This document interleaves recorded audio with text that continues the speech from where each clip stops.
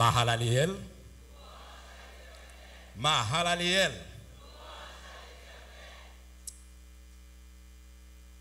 Dieu nous a fait grâce. Il nous a permis d'être avec lui ce matin en son temple. Vous êtes priés d'ouvrir votre Bible dans l'évangile de Jean, le chapitre 14.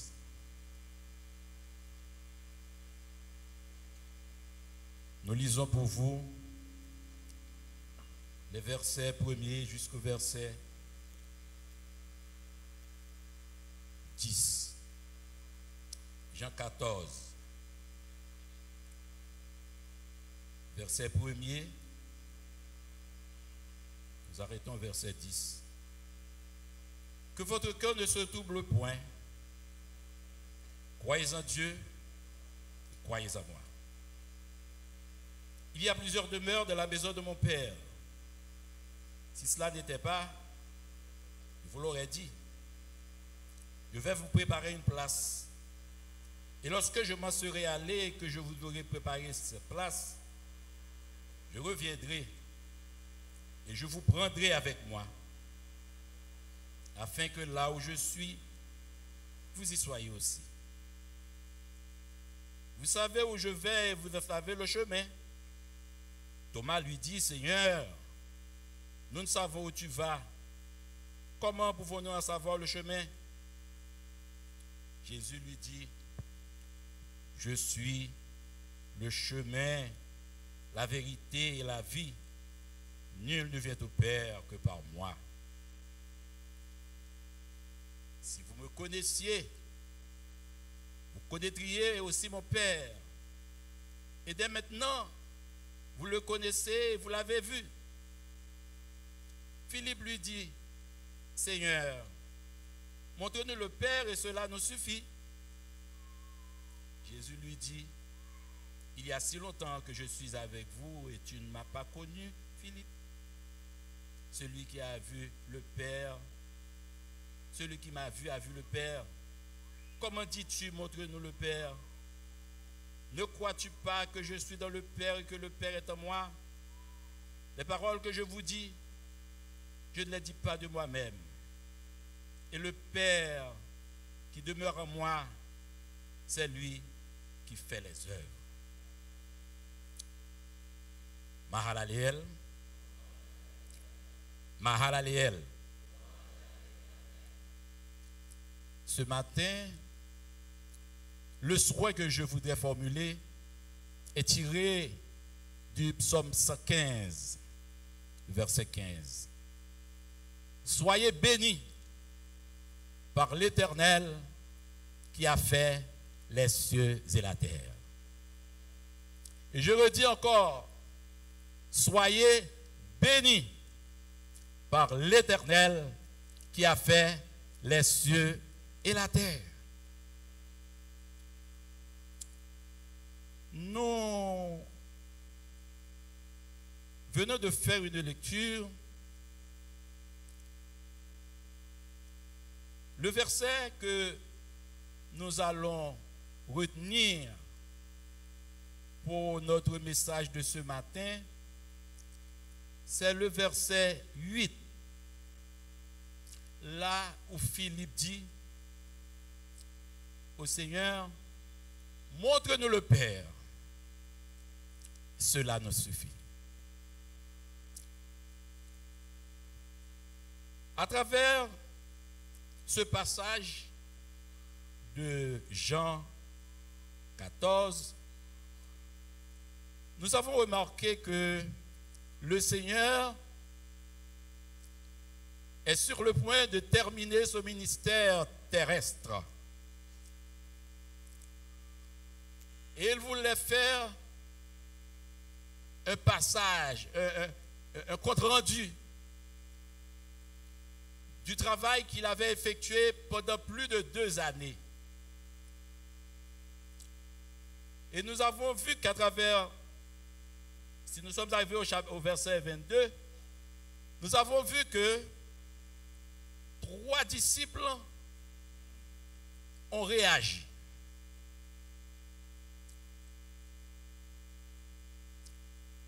verset 4, Jésus déclare, vous savez où je vais et vous savez le chemin. Et Thomas a réagi au verset 5. Seigneur, nous ne savons où tu vas. Comment pouvons-nous en savoir le chemin? Donc, cette façon de répondre porte le Seigneur à adresser un blâme. Et quand nous continuons, le Seigneur au verset 7, il dit, si vous me connaissiez, vous connaîtriez aussi mon Père. C'est pour dire que pendant tout son passage avec les disciples ne l'ont pas connu. Et maintenant, la deuxième réaction, c'est celle de Philippe. Au verset 8. Seigneur, montre-nous le Père et cela nous suffit. C'est comme si trop de blâme. On a passé beaucoup de temps, mais il semble qu'on n'est pas rassasié. Et ce matin, nous retenons 3 réactions, mais nous allons commenter la réaction de Philippe. Thomas a réagi au verset 8. Et Thomas a réagi au verset 4. Et Philippe a réagi au verset 8. Et Jude, le petit frère de Jésus, va réagir au verset 22, que nous n'allons pas considérer. Car Jude s'est dit lui-même, pourquoi tu t'es révélé à nous et non au monde? Donc ça vous fait dire que les disciples n'ont pas compris la portée du message du Sauveur. Et ce matin, nous allons parler sur 3 points. Et le titre, c'est la cécité spirituelle. L'aveuglement spirituel.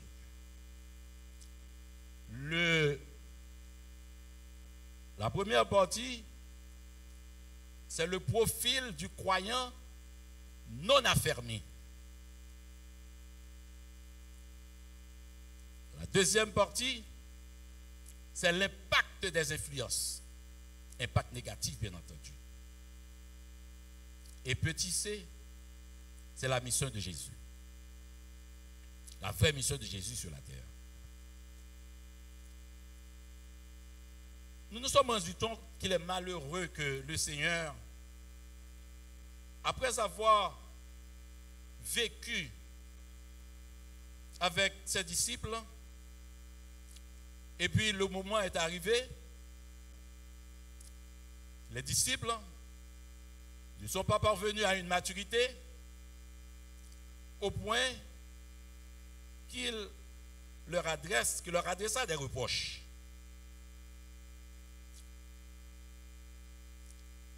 Et Philippe, lui, avait un besoin à satisfaire. Il l'a présenté.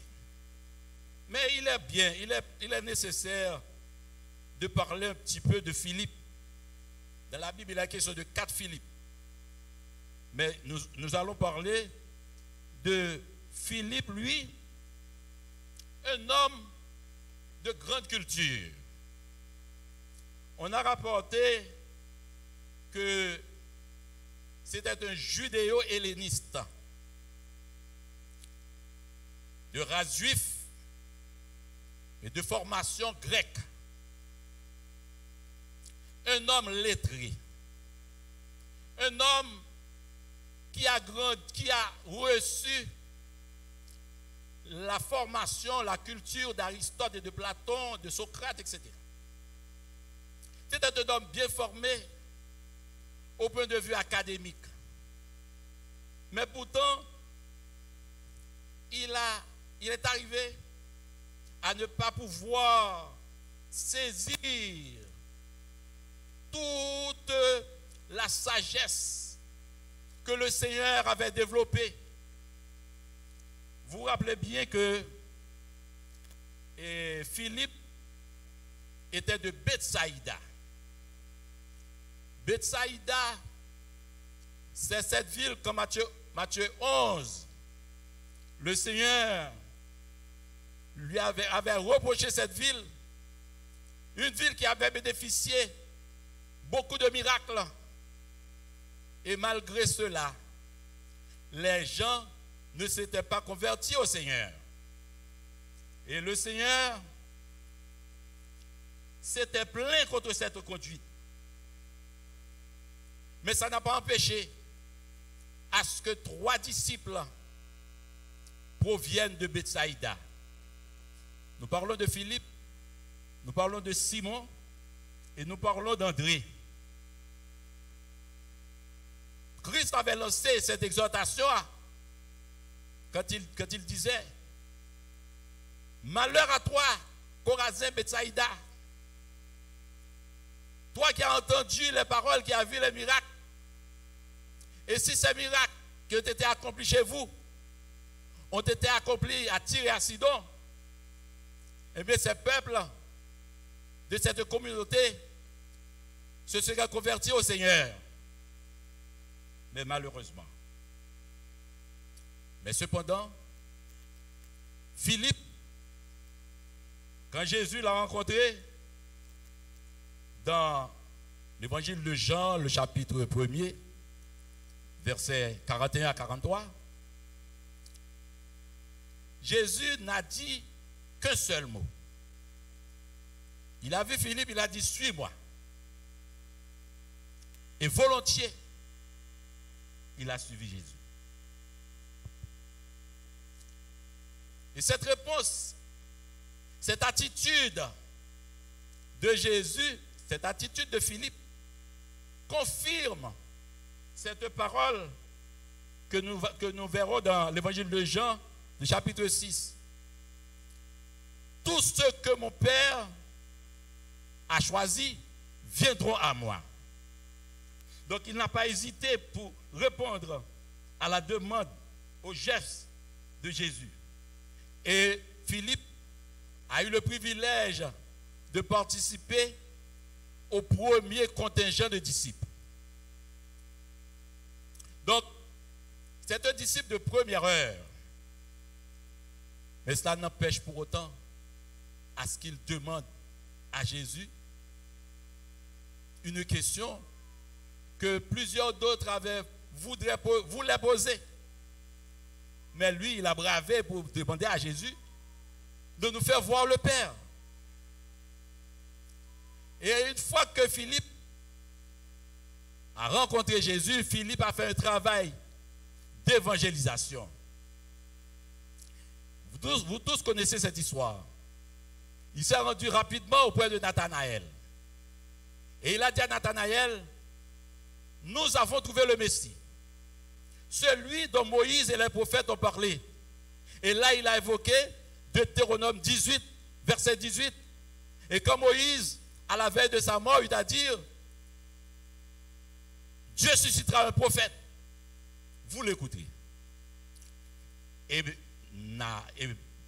Philippe a vu en Jésus ce prophète prédit par Moïse avant sa mort. Mais tout cela n'a pas empêché à ce qu'il voudrait voir une manifestation palpable, tangible de Dieu. Et c'est là la formation rationaliste qui circulait, qui influençait le sentiment de Philippe. Parce que l'école qu'il a suivie, la formation académique qu'il a eue, n'a pas pu le laisser convaincre par les paroles de Jésus pendant plus de 2 années. Et un homme comme Philippe, il avait participé au premier miracle de Jésus que nous trouvons dans l'évangile de Jean, le chapitre 2. le plus grand miracle aux noces de Cana. Donc Philippe était présent. Philippe avait participé à la multiplication des pains. Philippe a beaucoup vu. Et c'est pour cela que nous voulons dire que les miracles auxquels les gens s'attendent, très souvent, cela ne leur convainc pas. Et c'est pourquoi nous prenons toujours attention avec cette histoire de miracle.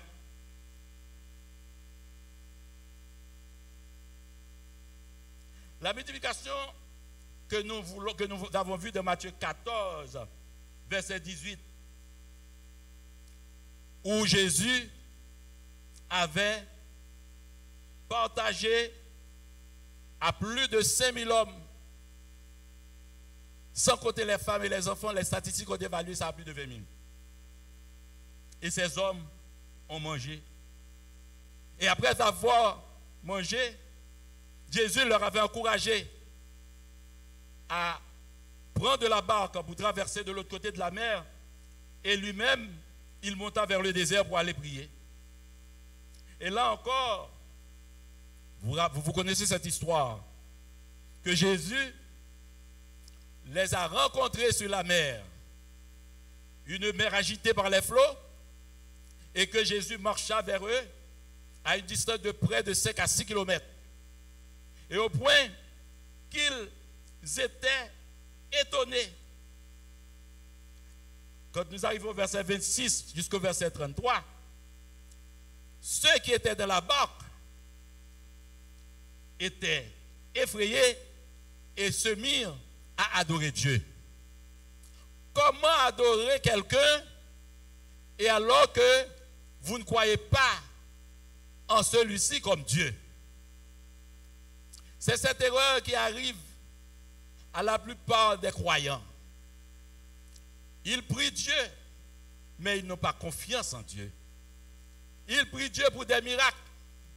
Et c'est pour cela Jésus a insisté pour dire à Philippe, il y a si longtemps que je suis avec vous et tu ne m'as pas connu. Il a dit, comment avez-vous connu Jésus? Vous l'avez connu comme un guérisseur? Vous l'avez connu comme un faiseur de miracles? Vous l'avez connu comme un libérateur? Mais cela ne suffit pas. Cela ne va vous conduire nulle part.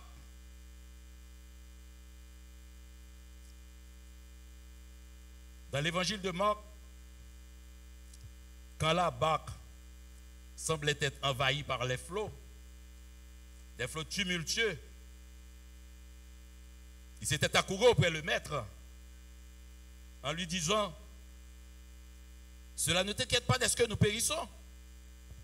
Et Jésus menaça la mer. Et à cette grande démonstration, la Bible dit, il fut saisi d'une grande frayeur, au point qu'ils se dirent l'un l'autre, quel est celui à qui obéissent même le vent et la mer? Alors tous ces témoignages n'ont rien exercé sur Philippe et sur les autres. Et c'est pourquoi nous disons que l'aveuglement spirituel, c'est une maladie. Et c'est seule la puissance de l'Esprit de Dieu qui peut libérer son peuple de cette maladie. Nous souffrons de notre vie. Nous gémissons parce que nous ne pouvons pas voir clair. Ils ne sont pas convaincus. Les évangiles ont rapporté, les 4 évangiles ont rapporté près de 36 miracles. Et tous les disciples, peut-être à l'exception de Matthieu, tous les disciples ont vécu ces miracles.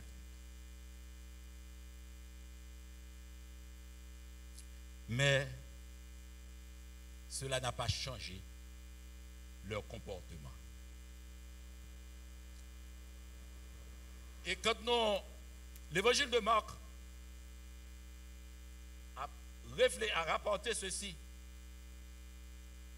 quand les disciples disaient, mais quel est donc celui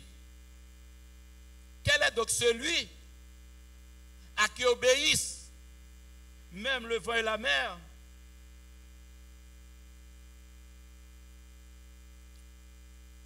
La question, ils ont posé la question, mais la réponse était déjà répondue.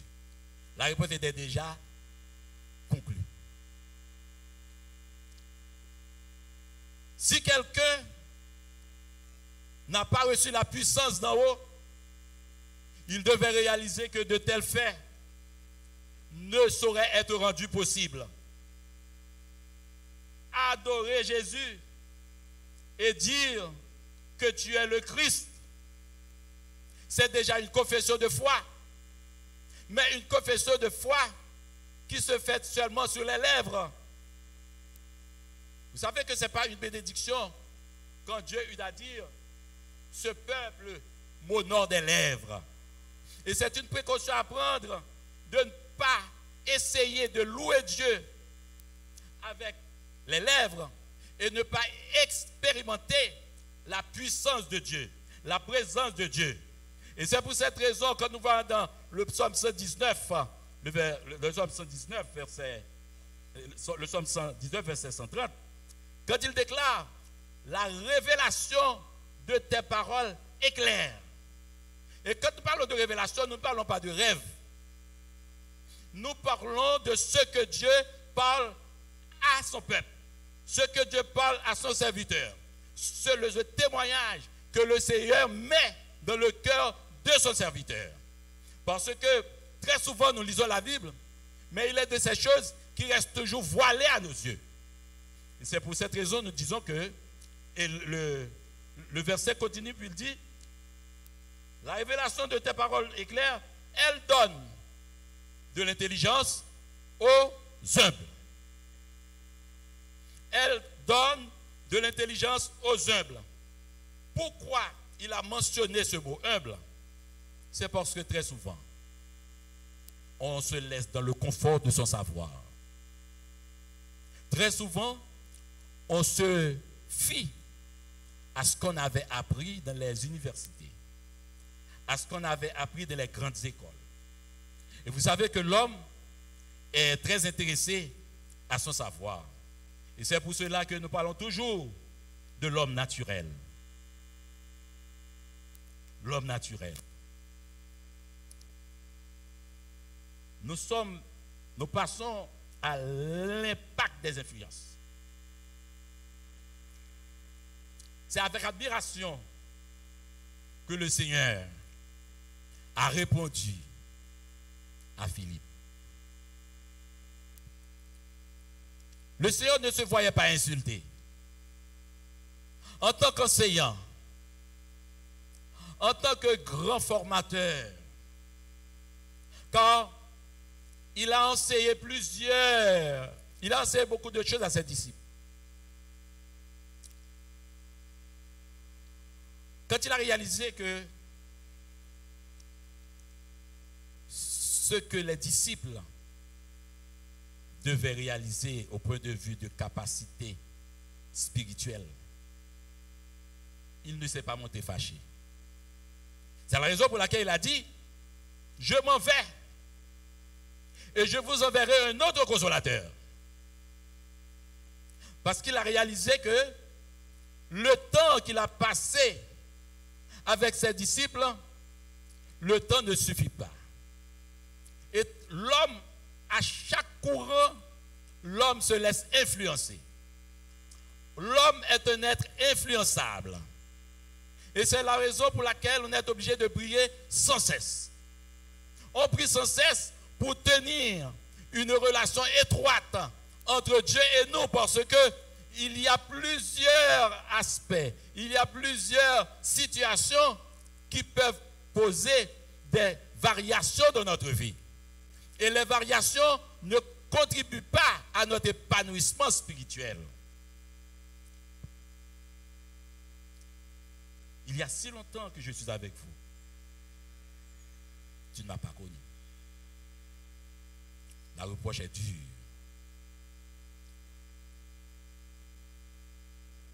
Un homme qui s'était formé à l'école des rationalistes, un homme qui croyait dans la raison,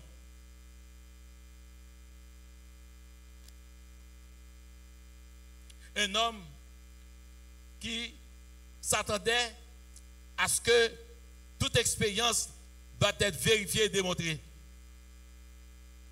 Et voilà, tous ces conforts empêchent à l'homme, même l'homme de nos jours. Beaucoup de gens ont senti la nécessité d'accepter Christ, mais leur raisonnement servent de cloison.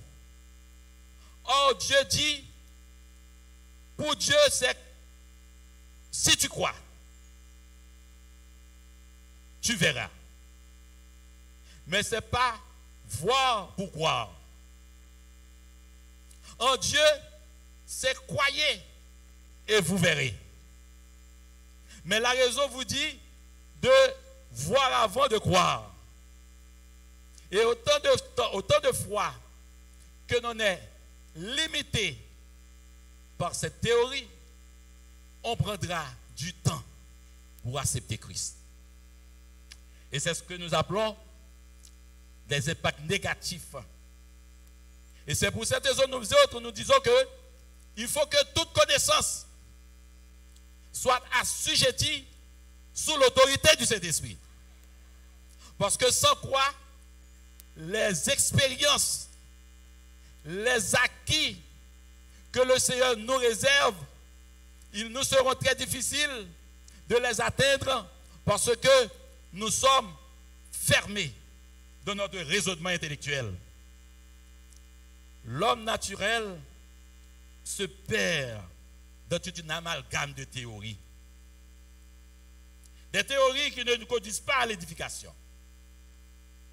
Et nous donnons raison à l'apôtre Paul quand il s'adresse aux chrétiens de Rome. Il leur dit en ces termes, revêtez-vous de Christ. Cela veut dire que ce vêtement intellectuel, ce vêtement social, ce vêtement qui vous rend orgueilleux, déshabillez-vous de ce vêtement et revêtez-vous de Christ. Et c'est l'idéal de tous ceux-là qui veulent ressembler au Seigneur. Et nous autres, nous nous efforçons pour ne pas nous laisser influencer par ce que nous avons appris. Parce que nous les avons déjà soumis sous l'autorité du Saint-Esprit. Amen. Nous sommes à la dernière considération, c'est la mission de Christ. La mission de Jésus. Pour tout un chacun, la Bible a parlé d'Adam. Dieu avait créé Adam. Adam devait être le gardien des intérêts de Dieu.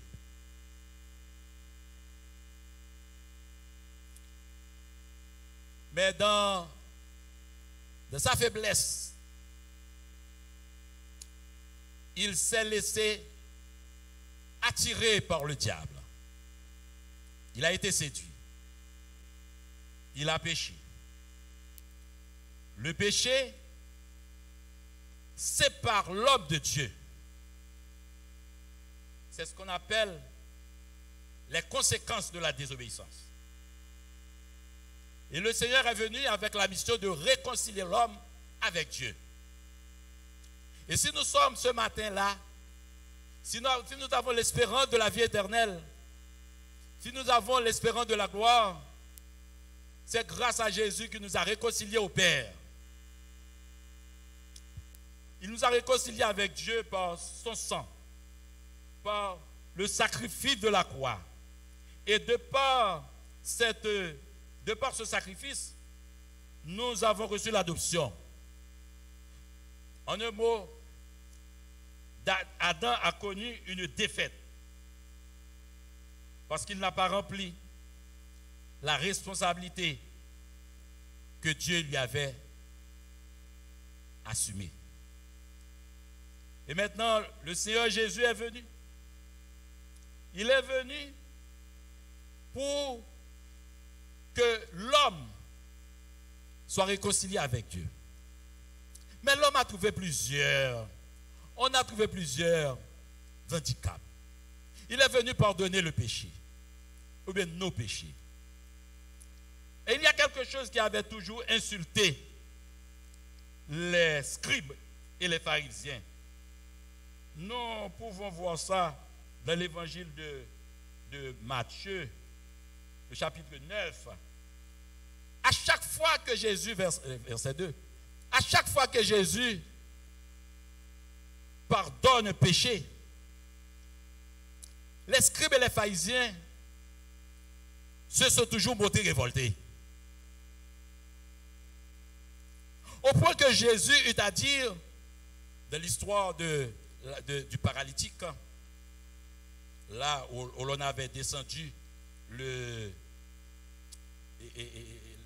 lit par le toit,